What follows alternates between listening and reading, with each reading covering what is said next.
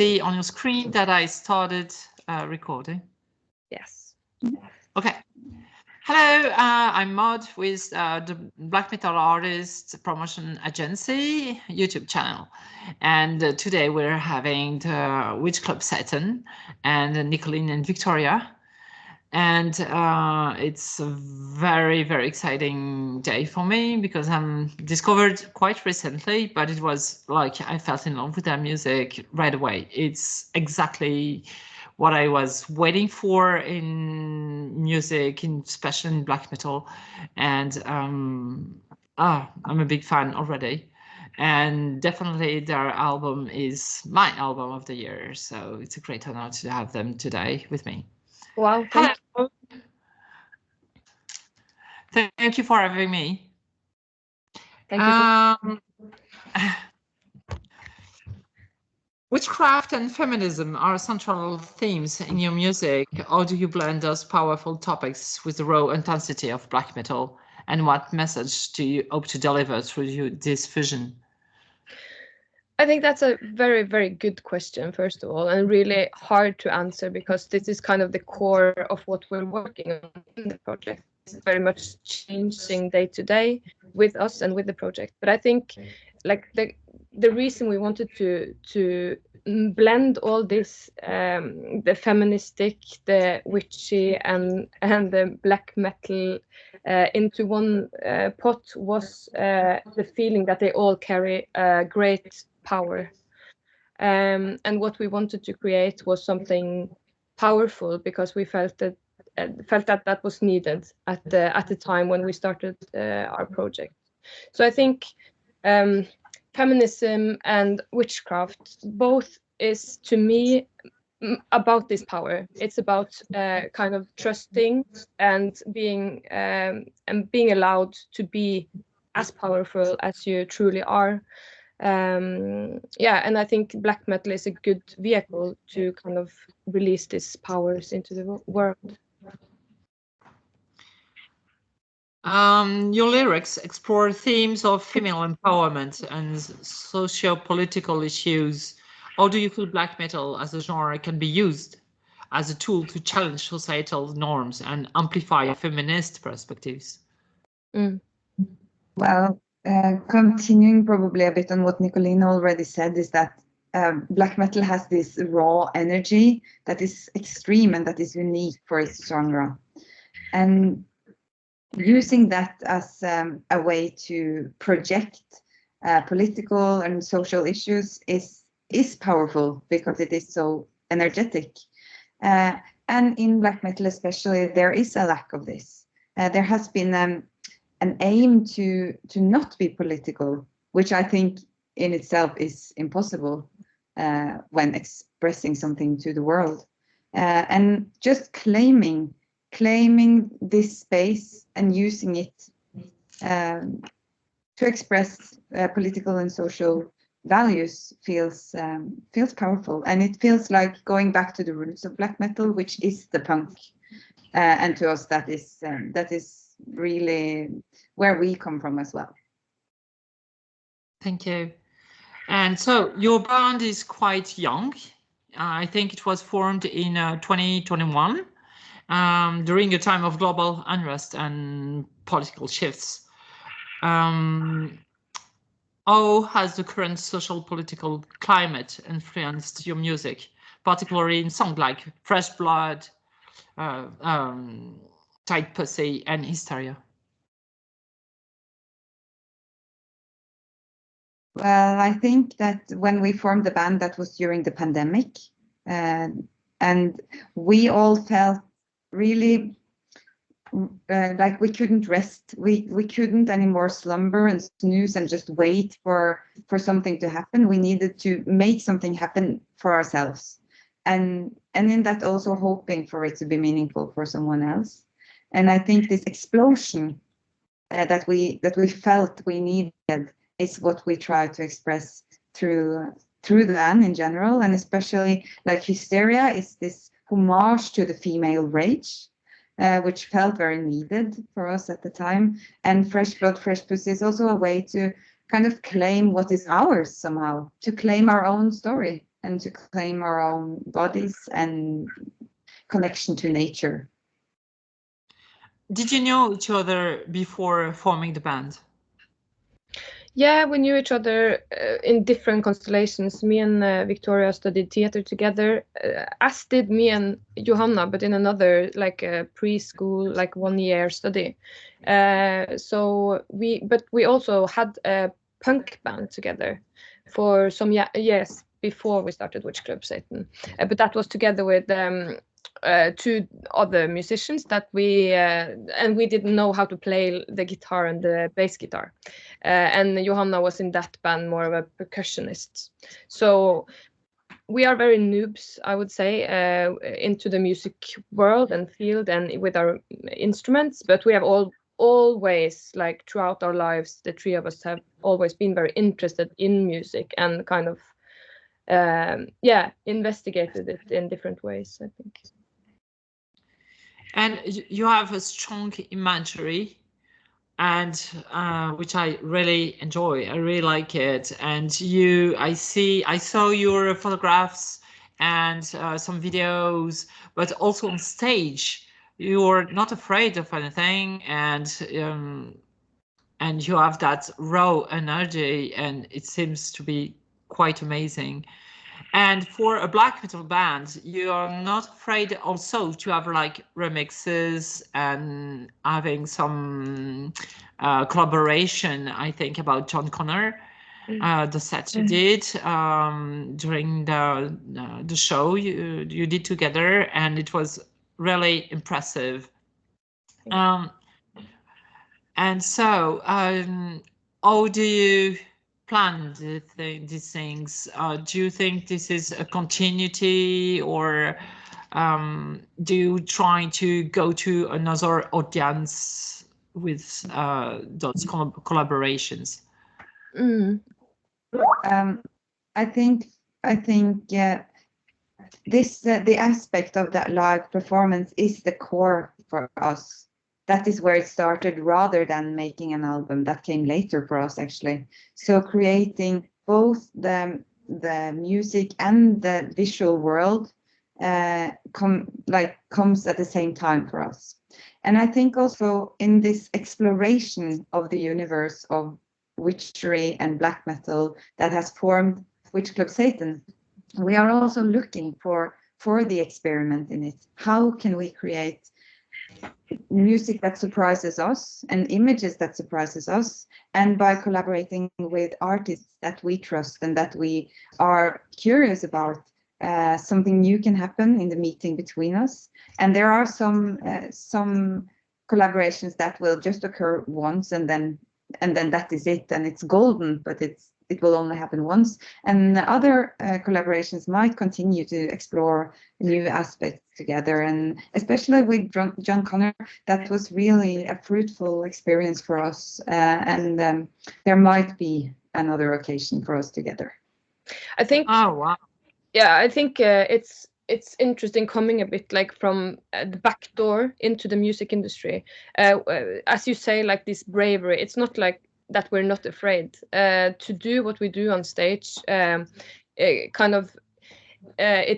We need to get through a lot of our fears, and then we just do it anyways. And this project holds this power over us in a way that we can kind of become something other on stage. And also I think it's but this genre mixing and being more flexible, like using the black metal as the core of the project, but then going into new worlds and directions, that's not scary to us, because we're not really, born into this world. We come from another perspective, and we feel that the black metal scene has this potential, because it's such a aesthetically strong world on its own. So it can go and take so many forms and still be black metal and still carry that energy. So that's something we really want to explore, to see like how it can grow, and how we can also challenge, not only being like female and feministic band, but how we can challenge the genre in itself and like the artistic expression of black metal.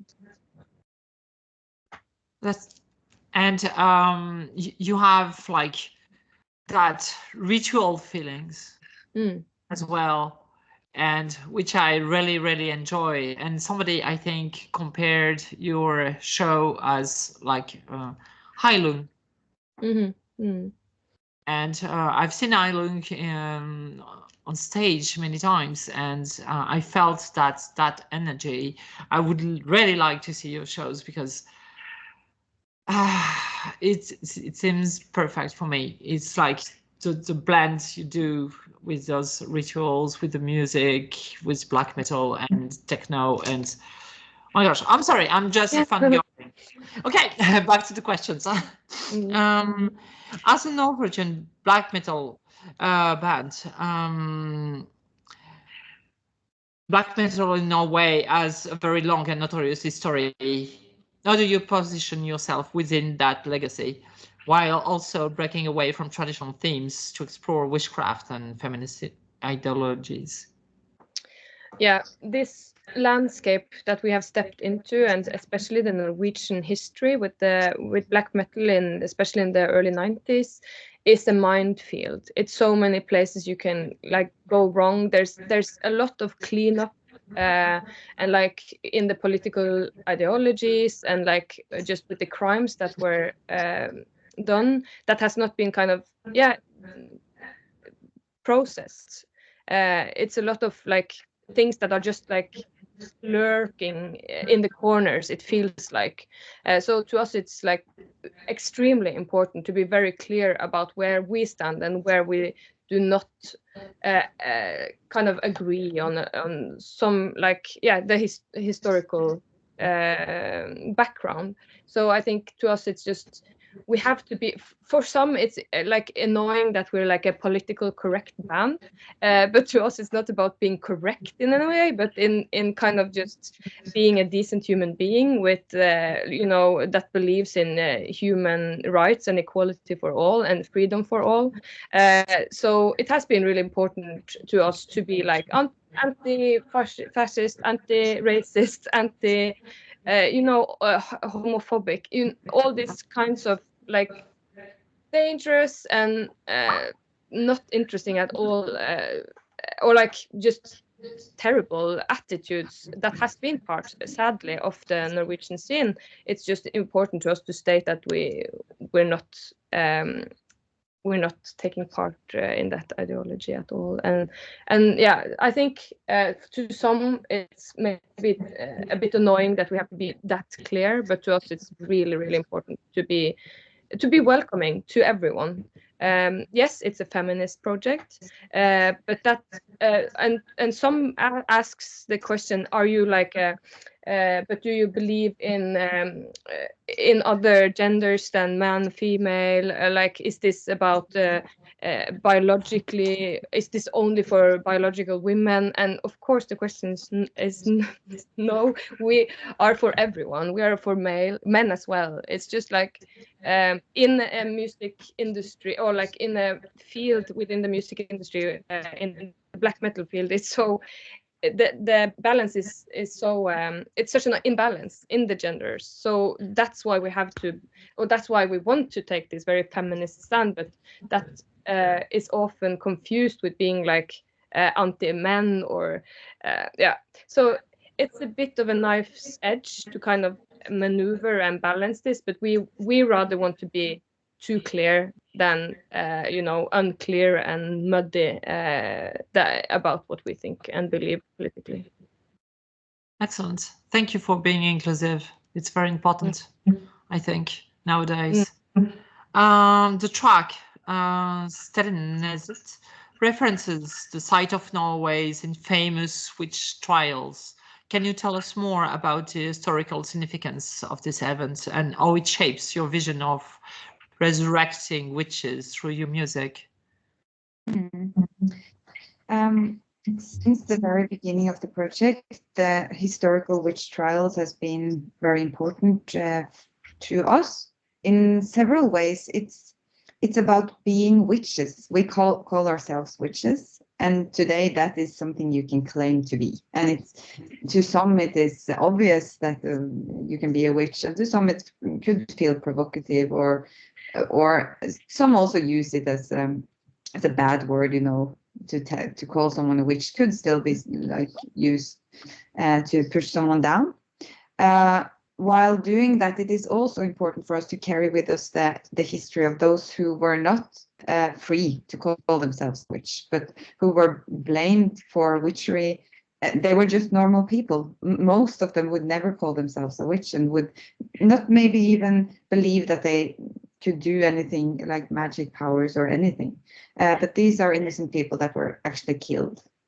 And this history is especially brutal in Norway, and even more in the north of Norway.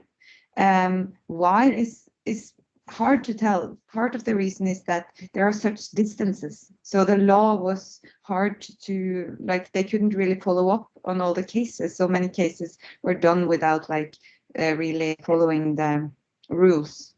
And these stories, we feel they are important as a historical event, but also as something to remember, as a symbol of injustice that is still done to people all over the world. And we were there at Steilneset, which is a memorial in the very north of Norway, and it was such a special vibe in the place, and you could really like feel the soul of these people who were there. And that impression was so strong to us that that these stories, we feel like we hope to be a kind of a vessel for other voices than our own, and for other histories. And we to name this track Steilneset is also just to point at this history of Norway that we must not forget. Motherty and mother suggests a connection to nature and femininity. How do these elements of nature, particularly the concept of mother, influence your songwriting and the overall ethos of Witch Club Satan? So I think, coming back to what Nicoline said about like being a feminist and black metal band, we are already seen as like, it is already by being women in such an imbalanced genre that is a feminist project. But while also telling stories from a feminist perspective, it's another way of dealing with that.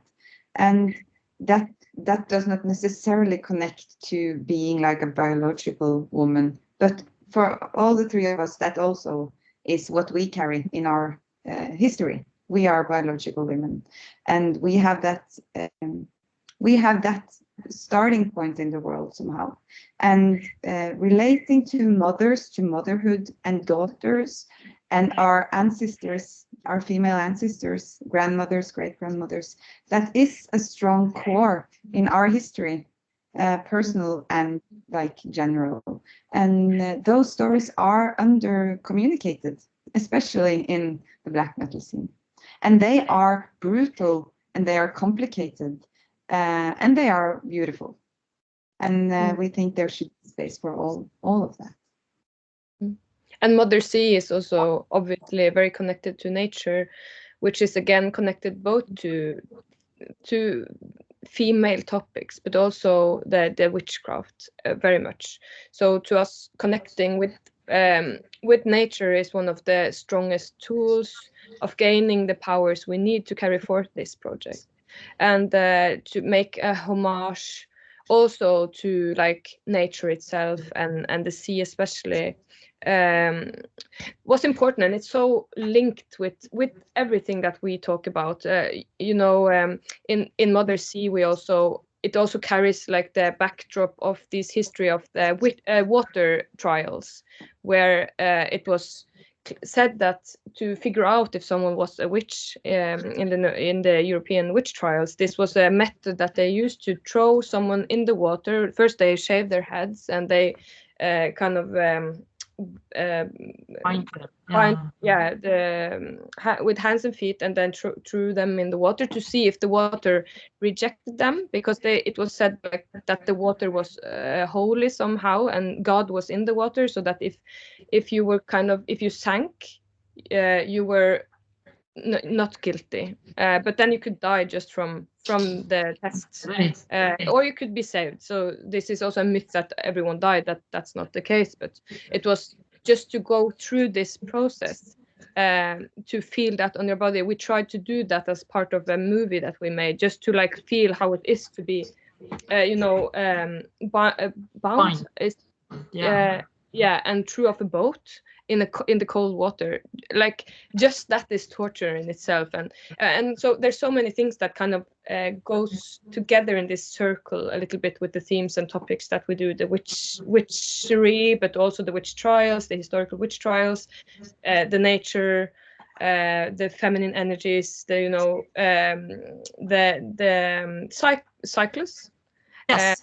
And the moon phases and all these kind of things, that is like the flowing through femininity in a way, and we find that topics very, very interesting, and also it is things that has been talked about in the black metal, in the more traditional black metal throughout the short history of black metal. Like the moon is a very prominent figure, and all these things, but from more of a male gaze. So it has been very interesting to turn that upside down. Exactly. So you're going to release something which is kind of a mystery yet on the 23rd, and I saw some previews, and you are using shibari. Yeah. And so what you just said makes sense, totally sense now. So yeah, a lot of the imagery, sometimes people would think it's more like randomly picked, or but nothing is random. When we use a red rope, it represents the umbilical cord to the mother and in the womb. It represents this, yes, as you say, with the water trials, and yeah, we use a lot of symbols and symbolism that is not so kind of that is strong symbols, but maybe not obviously very linked to black metal, and that's interesting. And yes, we're so super excited to finally share this. Like, it's our most I would say crazy project so far in many ways. We had 2 days of on set recording this music video.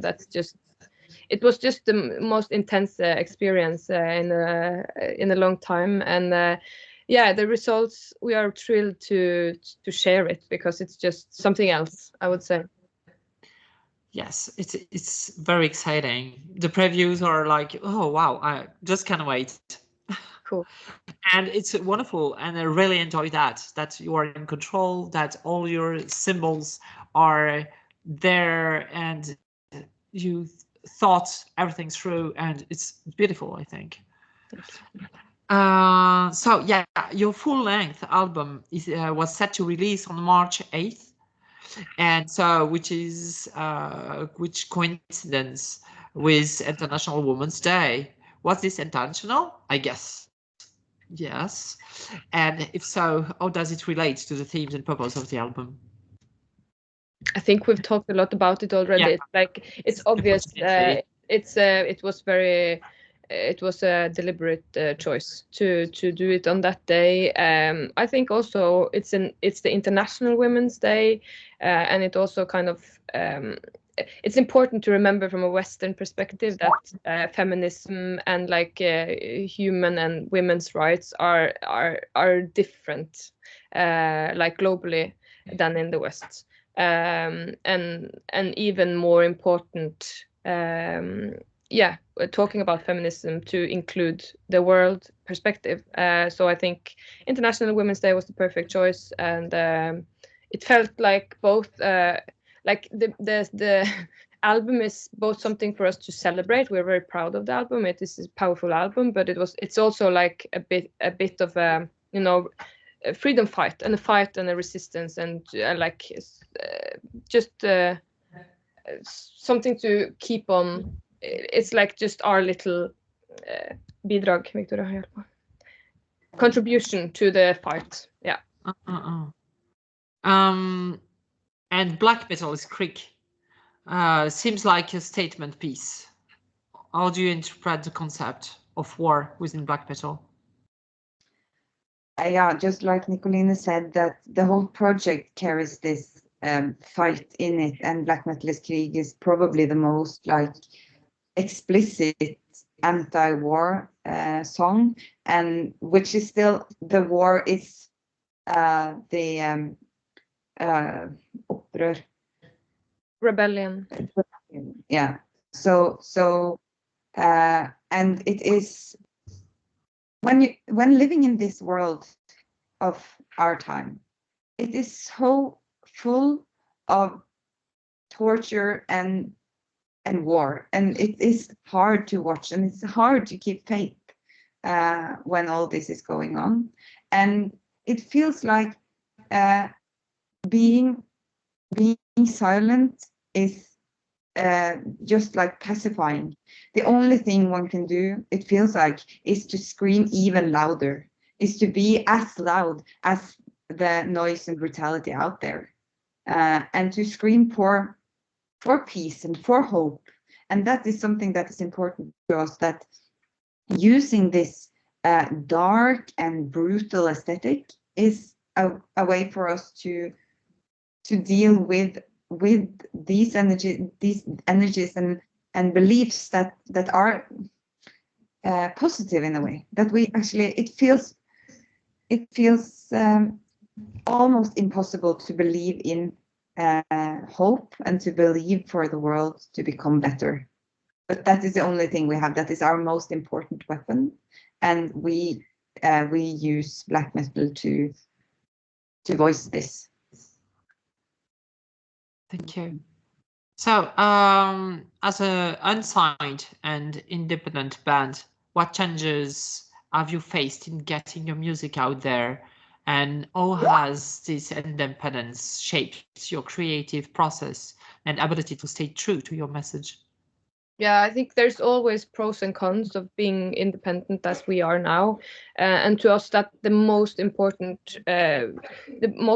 reason we did that and chose to stay independent with our first release was that we have the full artistic freedom to do whatever we want, and to like find our own voice and our own powers and do that as purely in an album as possible. Of course, that comes with some challenges, because you want, when you have a product and you have made an artistic expression that you believe in, you want it to get out to people, and that's harder when you don't have like the platforms of the labels, the major labels, the big, or also the independent labels with their networks. And yeah, of course it would be easier to have more reach and to meet new audiences across the globe if we had more people that we work together with. But for us in the beginning, it was more important to keep the authenticity and to keep ourselves in this process, and then maybe for the next time we're more like stable in ourselves and we know what we want, and then it's easier to possibly work with someone. Yeah. You still have some gigs coming up in Europe, like in Brussels, and do you have any plans for after that? I mean, what's the future looks like for Witch Club Satan? We are in a very exciting time. It feels like we have just we are about to go for this quite small European tour, but that is also kind of just the beginning, I feel, of our international satsing. Of trying to be more internationally orientated in our touring, and we have so far, this project has kind of exploded a bit. We knew what we wanted to create, and we knew this energy, but where this would take us, we could never imagine. So these 2 years that we have been playing has been quite a journey, and it feels like we are just like following along with the project. While now we are getting to a point where we can also have a saying in the room, not only the project, which Club Satan itself, but we can try to maneuver a bit more where we want this project to go. And that is where we're at right now. We are trying to, or we are in the beginning of making some new plans of where we want to go and what we want the project to be in the future. But it is quite, fresh and not so much set yet. Okay, so you would be ready to cross the ocean and come see us in North America? Yes, that's like a huge goal for us. We really want to go both to the north and the south of America, and we're. I think we are ready for everything. We just it just needs to kind of we just need to create this the muscles needed to get to where we want. And of course, a project always listens to where people want it in a way. And we have been very fortunate with this project that people want it many places. And it's a huge privilege to follow on like people's wants and needs and meet people that really wants to meet us. So it's just super exciting, and we hope for like a global scale of Witch Club Satan. That would be so great. So so I see that you are almost on every platform, even on Apple Music, which was quite surprising. If we want to get any physical form of your music, like vinyls, cassettes, or CDs, or any kind of merch, like patches or T-shirts, so where can we go? It's at the moment you can go to Tiger, the Tiger store. It's like a Norwegian indie label that distributes some things for us. But and they're great. But it's very expensive to send things all across the ocean. So you just have to see or wait until we come find you. Can't wait for that. Would you like to add anything to this interview? Do you have a closing word? I think maybe if I could say that I think this project stirs up a lot of things in the black metal scene, especially. Also, it draws people into the black metal scene that is not necessarily already captivated by this world and by this aesthetics and by this music and magic that we feel black metal has. But I think just it's easy to judge this project by its covers a little bit, also because it's a very visual project. It has a strong aesthetic visually. So, but what I would say to a skeptical person is just to try to be open-minded. I think not because our project needs you to listen to it or like it, but I think in general the world would do much better if we could be more brave to test out things that stretches a bit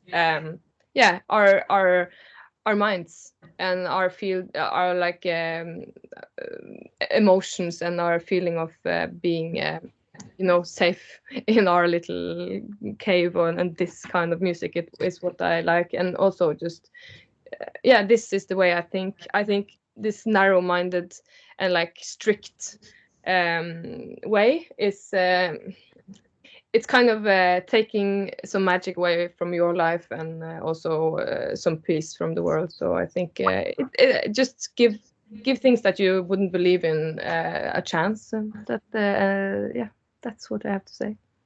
Thank you. Victoria, would you like to add something? I think we've talked about many important aspects of the project, and I'm very happy that you had prepared some really interesting questions for us. Oh, and thank you. Thank you for answering. Thank you for your time, and I can't wait to see what's in your Oh, I'm so sorry. I'm very, very shy today. Sorry. Anyway, that was great having you, and can't wait for the rest. Thank Great you. meeting you. Thank you so much for your interest in our project and wanting to share it with others. Thank you.